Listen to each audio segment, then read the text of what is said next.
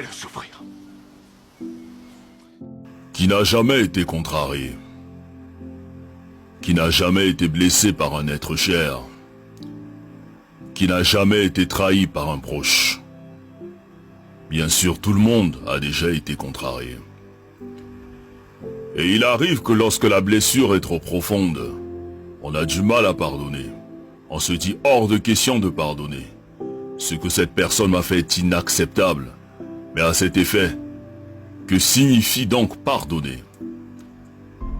Pardonner, c'est le fait de ne pas tenir compte d'une offense qu'on t'a faite, d'une erreur, d'une faute. C'est le fait de renoncer à punir, de renoncer à se venger, de renoncer à rendre le mal par le mal. Seulement, il n'est pas facile de pardonner à une personne qui t'a fait du mal.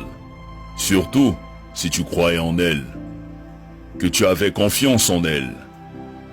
Tu préfères la garder prisonnière et tu refuses de lui pardonner.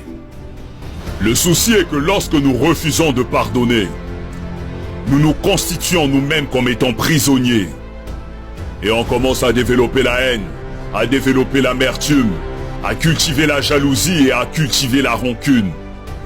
Et pourtant tous nous souhaitons que Dieu nous pardonne.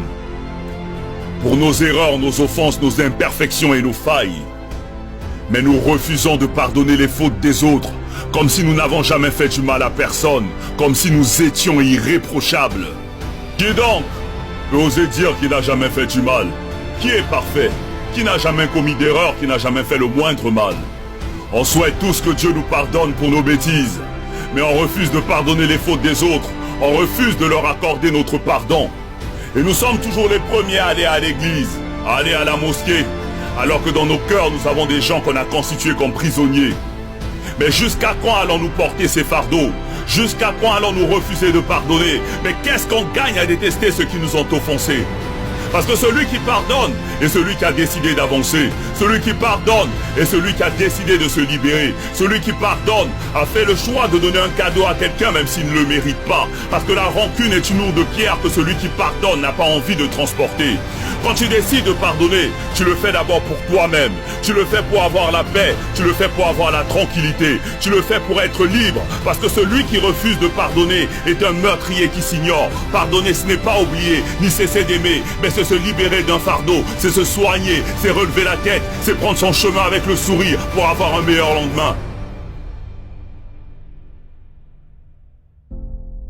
Pardonnons à toutes ces personnes qui nous ont blessés. Pardonnons pour que le Tout-Puissant à son tour puisse nous pardonner.